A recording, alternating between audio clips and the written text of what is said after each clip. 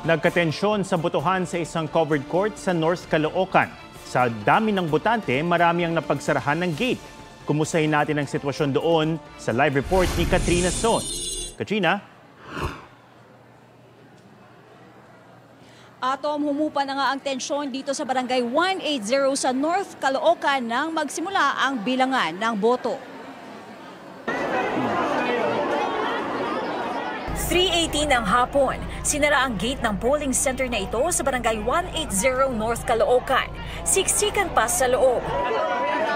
At mahaba ang pila sa labas. Kaya ang mga napagsarahan, nagkumahog. Maraming bumoto! Bakit nila isasarado? Marami pang boboto. Di ba?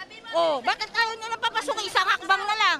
May ilan nga ang umuwi na lang dahil di na raw napagbigyan makapasok. Ang naging problema, mabagal na usad ng botohan. 15:30 B. Itong minuto na lang, magsasara na. Naku po. Mga senior pa yung medyo prioritize kanina umaga. It takes 15 minutes interval. Tapos dumating kami rito, walang lamesa, walang upuan. Maliit ang covered court na ito para sa 11,000 registered voters ng barangay. Kaya nang magsimula na ang bilangan. Pati watchers, nag-away. Kita pinagbibintangan. Sus, ba't minumura mo ako?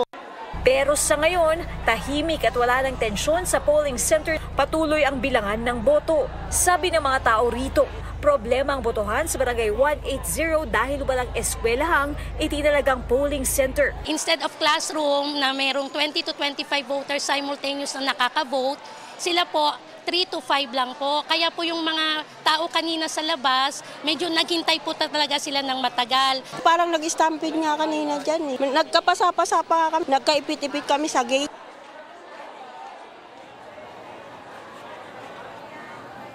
Ato, minaasahan naman na ngayong hating gabi ay matatapos na raw ang bilangan ng mga boto nga rito kung hindi man magkakaroon ng anumang aberya. Atom? Maraming salamat, Katrina Son.